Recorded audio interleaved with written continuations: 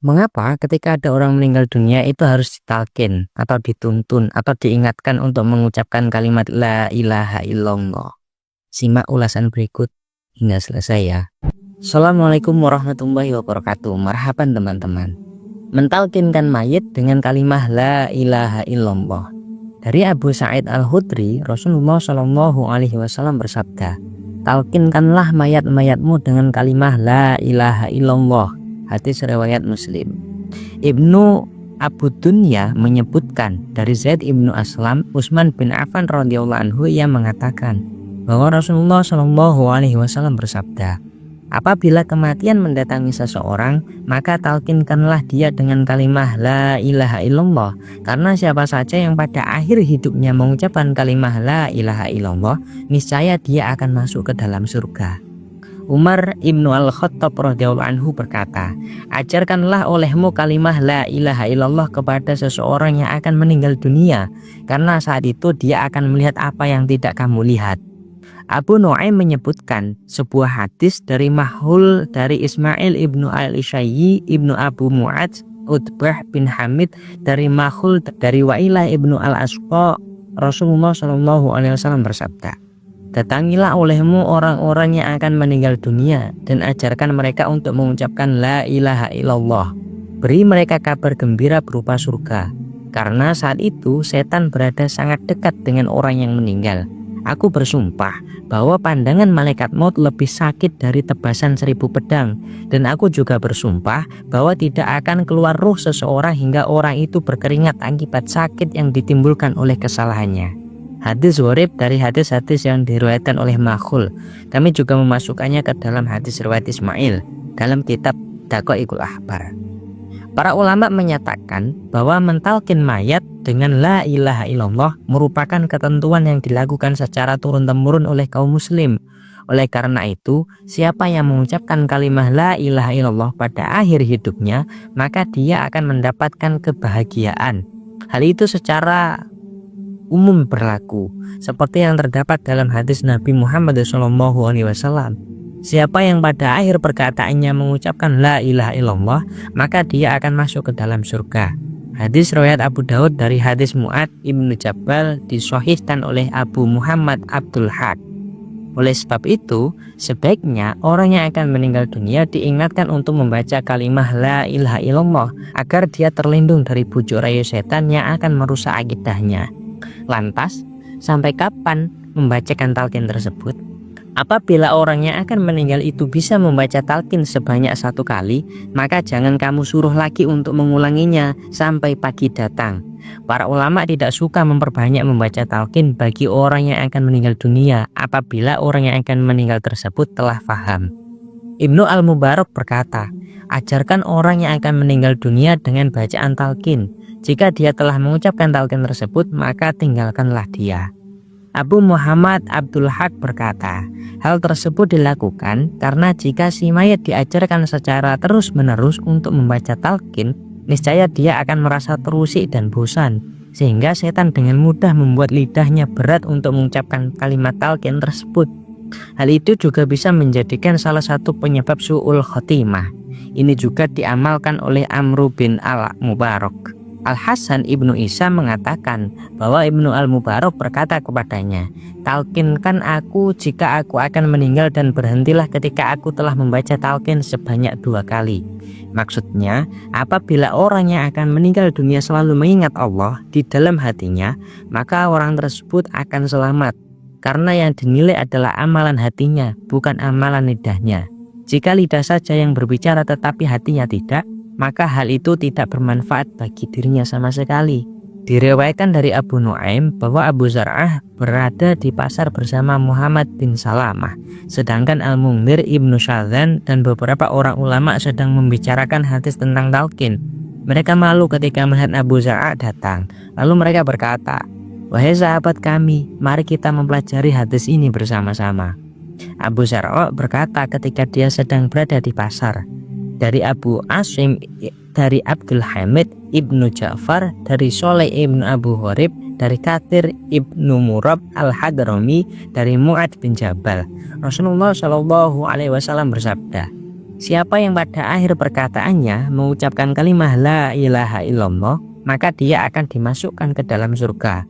Dalam suatu riwayat lain disebutkan diharamkannya jasad dari api neraka. Diriwayatkan dari Abdullah ibnu Syabromah, dia berkata, aku bersama Amr Asy'abi mendatangi seseorang yang akan meninggal dunia. Sesampai di sana, kami melihat orang tersebut disuruh membaca talqin secara terus-menerus, sehingga hal itu terasa berat baginya.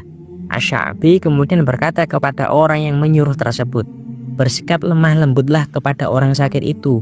Orang sakit itu kemudian berkata, aku tidak peduli baik kamu mentalkinkan aku ataupun tidak.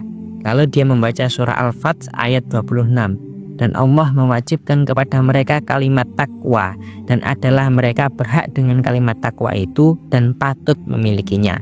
Quran surat Al-Fath ayat 26. Asy'abi kemudian berkata, segala puji bagi Allah yang telah memberi keselamatan kepada sahabat kami ini. Junaid disuruh mengucapkan kalimat la ilaha illallah ketika akan meninggal dunia. Lalu ia kemudian berkata, aku tidak lupa dengan kalimat itu dan aku akan membacanya. Orang yang akan meninggal dunia seharusnya diajarkan membaca talqin dan syahadat. Diriwayatkan Abu Nu'aim Al-Hafidh dari Mahul dari Wa'ilah ibnu Asqa, Rasulullah SAW bersabda, datangilah orang yang akan meninggal dan ajarkan mereka membaca talqin la ilaha illallah, lalu beri dia kabar gembira berupa surga. Orang yang bijak ketika itu nampak aneh olehnya, sedangkan setan ketika itu berada sangat dekat dengan anak-anak Adam. Demi Allah, pandangan malaikat maut lebih sakit dari tebasan 1000 pedang, dan roh itu tidak keluar sebelum seluruh anggota tubuh merasakan kepedihan mati. Dari Abu Hurairah radhiyallahu anhu, Rasulullah SAW bersabda, malaikat maut mendatangi seseorang. Kemudian dia melihat hati orang itu, tetapi dia tidak mendapatkan amalan apa-apa. Lalu malaikat maut membuka dagunya, dan dia melihat lidah orang itu melekat di langit-langitnya sambil mengucapkan la ilaha illallah. Allah pun kemudian memberikan ampunan baginya karena kalimat yang diucapkannya itu. Kemudian kita hendak berkata baik ketika melihat orang-orang yang akan meninggal dunia itu. Ummu Salamah berkata, Rasulullah SAW bersabda, jika kamu akan melihat orang yang sedang sakit atau orang yang akan meninggal dunia, maka kalian hendaknya selalu berkata yang baik-baik, karena malaikat akan mengaminkan segala perkataanmu. Hadis riwayat Muslim. Ketika Abu Salamah meninggal dunia, Ummu Salamah pergi mendatangi Rasulullah SAW lalu berkata, wahai Rasulullah SAW, Abu Salamah telah meninggal dunia. Rasulullah lalu berkata, ucapkanlah olehmu, ya Allah, ampunilah dosa-dosaku dan dosa-dosa dia, orang yang meninggal itu, dan berikanlah aku ganti balasan yang baik. Lalu Allah Subhanahu wa Ta'ala menggantinya dengan orang yang lebih baik padaku, yaitu Rasulullah SAW. Dari Ummu Salamah, dia mengatakan bahwa Rasulullah SAW melihat Abu Salamah yang telah meninggal dengan mata yang masih terbuka. Maka Rasulullah SAW memejamkan mata Abu Salamah dan berkata, apabila ruh telah keluar dari jasad, maka mata yang akan terus memperhatikannya. Keluarga Abu Salamah semuanya berteriak karena meninggalnya Abu Salamah. Lalu Rasulullah SAW berkata kepada mereka, hendaklah kamu memohon yang baik-baik saja, karena malaikat akan mengaminkan ucapanmu. Rasulullah SAW kemudian berdoa, ya Allah, ampunilah dosa-dosa Abu Salamah serta orang-orang yang ditinggalkannya, dan tinggikanlah derajatnya. Ya Allah, lapangkan serta berikan cahaya di dalam kuburnya. Para ulama mengatakan bahwa apabila kamu menjenguk orang sakit atau orang meninggal, maka ucapkanlah kata-kata yang baik, karena malaikat akan mengaminkan semua perkataanmu ketika itu. Oleh sebab itu, ulama suka sekali menjenguk orang yang solih yang meninggal, karena mereka bisa mengambil pelajaran dari kematian orang solih itu dan mendoakannya serta orang-orang yang ditinggalkannya. Malaikat akan mengaminkan segala permohonan yang diucapkan ketika itu, sehingga semuanya bermanfaat bagi si mayit dan orang-orang yang ditinggalkannya. Kemudian, inilah ucapan ketika menutup mayat. Dari Syaddad ibnu Aus, Rasulullah SAW bersabda, tutuplah olehmu mata orang yang telah meninggal dunia itu, karena mata selalu mengikuti arah perginya ruh, dan ucapan perkataan yang baik-baik saja, karena malaikat akan mengaminkan segala ucapan keluarga yang ditinggalkan oleh si mayat. Dari Al-Huraiti Abu Bakar Muhammad ibnu Ja'far, dari Abu Musa Imran bin Musa, dari Abu Bakar ibnu Abu Syaibah, dari Ismail bin Aliyah, dari Hisham bin Hasan, dari Hafsah binti Sirin, dari Ummul Hasan, dia berkata, saat aku berada dekat Ummu Salamah, tiba-tiba beberapa orang datang menemuinya lalu berkata, Fulan telah meninggal.